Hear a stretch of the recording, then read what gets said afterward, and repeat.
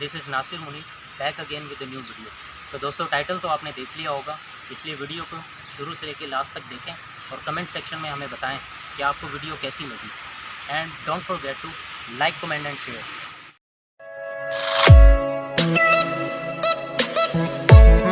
कैसे हैं आप? जी मैं ठीक हूँ। आप सुनाएं, खुदा उनका फजल है। सब खैरियत? जी सर, आज जिस टॉपिक पे मैं आपसे जो इंटरव्यू लेने जा रहा हूँ जी वो टॉपिक है वाई चिल्ड्रंस आर डिसोबीडिएंट। जी कि बच्चे जो हैं वो नाफरमान क्यों हैं। क्यों? और इससे मैं इस टॉपिक पे मैं आपसे क्वेश्चन करूँगा जी और कुछ आपसे पर्सनल क्वेश्चन भी होंगे, ठीक है, आपकी लाइफ के बारे में। तो लेट्स सी, शुरू करते हैं। जी सर, आपको पता है आजकल बच्चे जो हैं एजुकेशन हासिल कर रहे हैं, एजुकेशन रोशनी है, बच्चे हासिल करते हैं, स्कूल जाते हैं, कॉलेज जाते हैं, कॉलेज से यूनिवर्सिटी जाते हैं, लेकिन बच्चों में कोई चेंज नहीं आता। कुछ बच्चे जो हैं वो बड़ों की इज़्ज़त करते हैं, कुछ जो हैं वो तालीम हासिल करने के बाद भी बदतमीज़ी रहते हैं, उनके ऊपर कोई असर नहीं रहता। हालांकि टीचर्स भी उनकी गाइडेंस करते हैं, माँ बाप भी उनकी गाइडेंस करते हैं, लेकिन उनके ऊपर कोई फ़र्क नहीं पड़ता। तो उसके हवाले से मैं आपसे पहला सवाल करूँगा कि नाफरमानी को आप बयान करें। थैंक यू नासिर भाई। मैं सबसे पहले खुदावंद यसू मसीह का शुक्र अदा करता हूँ जी, और इस बात के लिए आपका शुक्रिया अदा करता हूँ कि आपने ये मुझे मौका दिया इस मजमून पर बोलने के लिए। ये खुदावंद का बड़ा फजल है। तो मैं नाफरमानी के हवाला से आपने जो सवाल किया है उसका मैं जवाब दूंगा। नासिर भाई, नाफरमानी सबसे पहले तो मैं ये कहूँगा कि बाज़ वालिदैन या बाज़ लोग ये समझते हैं कि जो हमने कह दिया है ये अगर नहीं माना गया, बच्चों ने नहीं माना या हमारी यूथ ने अगर नहीं माना तो ये एक नाफरमानी है। मैं समझता हूँ कि ऐसा नहीं है। बाज़ औक़ात वालिदैन ये समझते हैं कि जो हमने कह दिया है, जो हमने हुक्म दे दिया, बस हमारे बच्चे इसको फॉलो करें। अब आप बच्चों की प्रॉब्लम देखें कि आपने जो कहा है वो कर सकते हैं कि नहीं कर सकते। अगर कोई डॉक्टर बनना चाहता है आप उससे कहें कि भी आप इंजीनियर बने, आप टीचर बने, या अगर वो टीचर बनना चाहता है आप उससे कहते हैं आप इंजीनियर बने, और उसका रुझान वहाँ नहीं है, वो टीचर बनना चाहता है, आप कहें कि भी आप डॉक्टर बने, तो ये बड़ा मुश्किल है। फिर बच्चे खुद सर होना शुरू हो जाते हैं और बच्चों के लिए ये मुश्किल होता है जो वालिदैन कहते हैं। अगर वालिदैन कहें कि जो हमने कह दिया है यही हो, तो ये बड़ा मुश्किल सा है। तब नाफरमानी थोड़ा सा जन्म लेती है। नाफरमानी जन्म ले लेती है। जी बच्चों में बच्चों को आज़ादी दें। बच्चे जो हैं उनको आज़ादी दें। जी आज़ादी, मतलब नहीं आज़ादी उस हवाला से मैं नहीं कह रहा कि भी आप उनको छोड़ दें। उसको एजुकेशन में उनको आज़ादी दें कि जो कुछ वो करना चाहते हैं, जो बनना चाहते हैं, वो उनको बनने दें। ये मैं कह। सर, हमारे बच्चे जो हैं, दूसरा सवाल मेरा आपसे ये है कि हमारे बच्चे एजुकेशन हासिल करने के बाद भी नाफरमान हैं। अक्सर बच्चे जब घर पे आते हैं स्कूल से तो हम उनको कहते हैं कि कोई काम के लिए कह दें तो वो जवाब देते हैं। हालांकि आज से कुछ साल पहले 90s में अगर आप जाएं, 90s की सेंचुरी में जाएं तो तब बच्चों में ये बातें नहीं मिलती थी। आज बच्चे जो हैं स्ट्रेट फॉरवर्ड हैं, कोई भी उनको बात कही जाती है तो वो सीधा जवाब देते हैं। तो मेरा ये सवाल है कि हमारे बच्चे नाफरमान क्यों हैं, इसके पीछे रीज़न क्या है? एजुकेशन भी उनको मिल रही है लेकिन फिर भी वो नाफरमान क्यों हैं?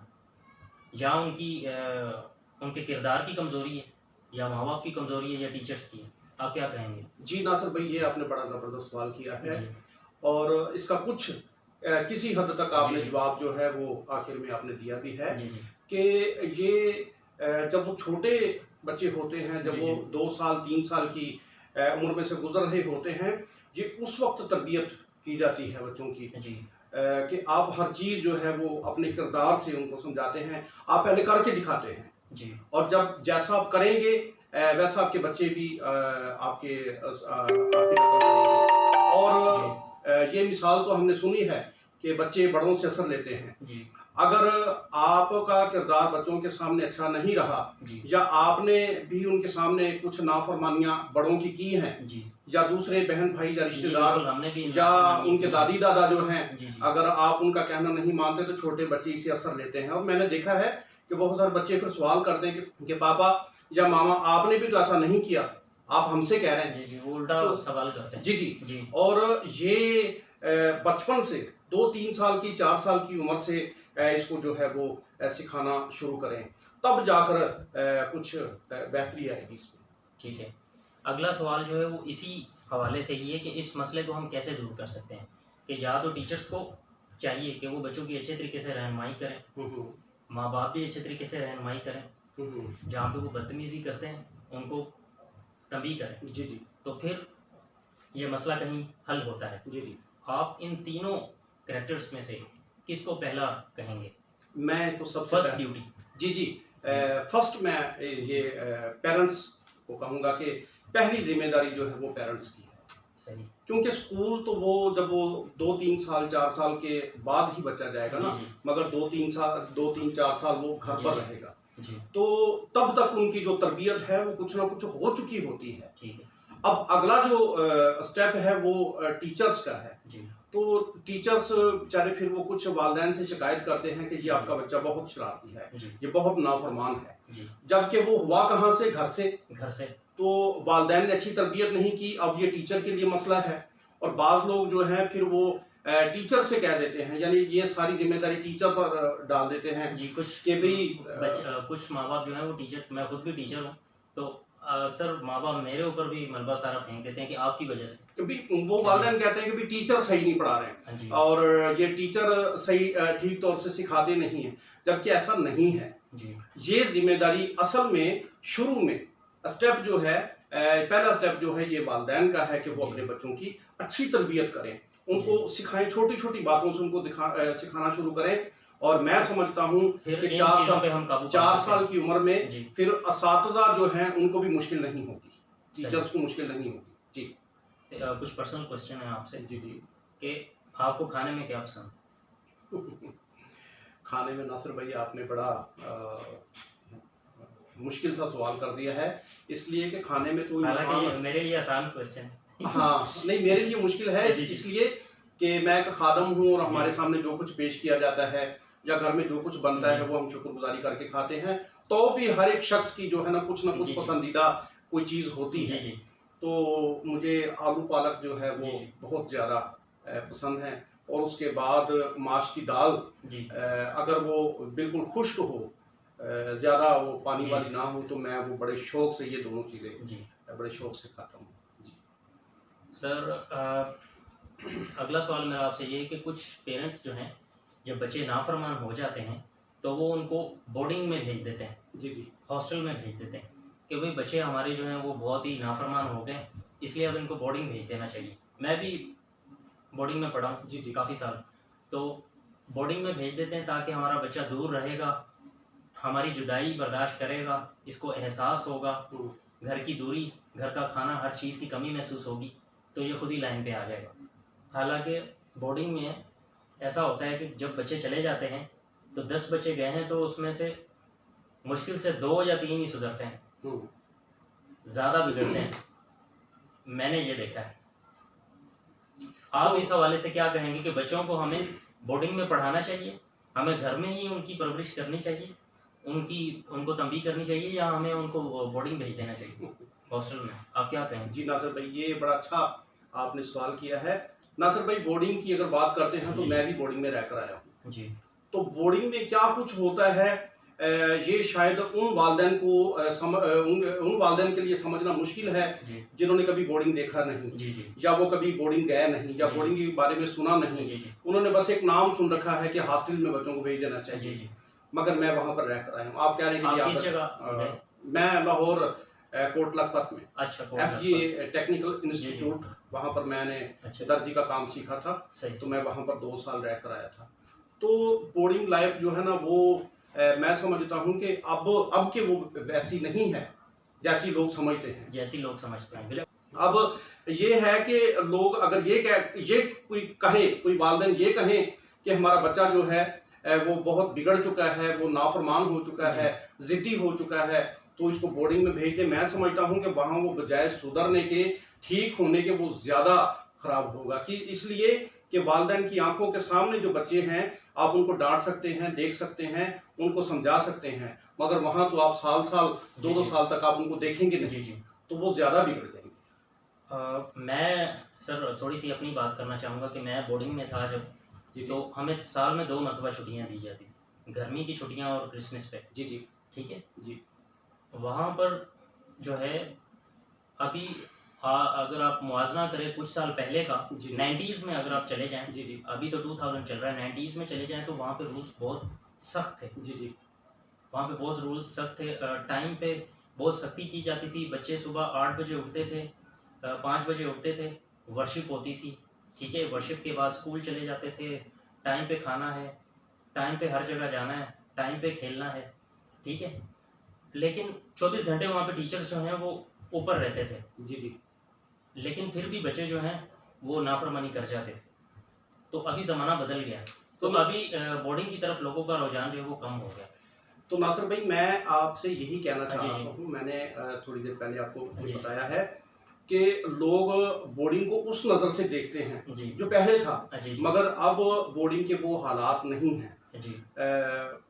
हम देखते हैं कि बोर्डिंग में आजकल, मैं ज़्यादा तज़किरा नहीं करूँगा, जी, जी। मगर बहुत सारे नुकसानात भी हैं। जी। तो इसलिए कोशिश ये करें कि अपने बच्चों को अपनी आंखों के सामने, घर के पास आप स्कूल में पढ़ाएं जी, जी। और उन पर नज़र रखें। जी, जी। सर अगला सवाल ये है कि टीचर्स और माँ बाप के किरदार को बयान करें कि वो किस तरह इसको ठीक कर सकते हैं। बच्चों का जो करैक्टर है उसको वो किस तरह ठीक कर सकते हैं। कि शुरू से हमारा टॉपिक यही चलता आ रहा है कि बच्चे नाफरमान हैं। जी। ठीक है, आजकल क्योंकि अगर आप थोड़ा देखें, किसी भी अगर सोसाइटी में नज़र मारें तो आपको बहुत कम बच्चे मिलेंगे जो फर्माबरदार हैं। ज़्यादातर जो हैं वो नाफरमान बच्चे आपको मिलेंगे। जी। ठीक है सर, तो टीचर और माँ बाप के किरदार को बयान करें कि वो इसको किस तरह ठीक कर सकते हैं। थैंक यू नासिर भाई, ये सवाल मुझे बड़ा अच्छा लगा है आपका। जी। कि मैं ये बताना चाहूँगा आपको, ये मैं आपको बताता चलूँ कि जब बच्चे 4 साल, 5 साल, 6-7 साल की उम्र से जब अप हो जाते हैं, बढ़ जाते हैं, तो फिर आप उनको सख्ती से नहीं समझा सकते, ना टीचर सख्ती से समझा सकता है। क्योंकि पहले जो टीचर थे वो बच्चों को मार भी लेते थे। जी। आजकल अगर बच्चों को मारते हैं तो वो कंप्लेन आ जाती है। वो कंप्लेन आ जाती है। जी। और इसमें फिर तकरीबन को 10-12 साल, 13 साल, 14 साल के बच्चे को समझाने के लिए अब एक्सपीरियंस की ज़रूरत है। जी। अगर कोई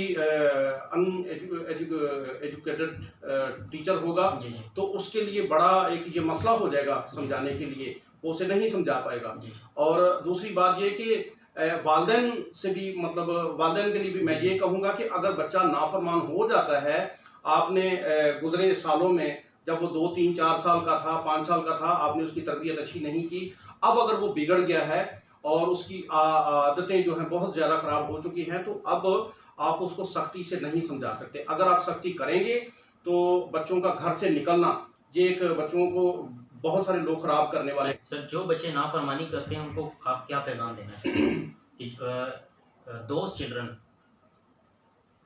विच आर डिसोबीडियंट, कि वो बच्चे जो कि डिसोबीडियंट हैं, what message you want to give, आप उनको क्या पैगाम देना चाहिए। जी नासिर भाई, मैं ऐसे जो बच्चे हैं जो वालिदैन के नाफरमान हो चुके हैं, घर छोड़कर जा चुके हैं, या वो इस तैयारी में हैं, तो मैं उनसे ये कहना चाहूँगा कि वालिदैन बच्चे के, अपने बच्चों के कभी दुश्मन नहीं होते। जी।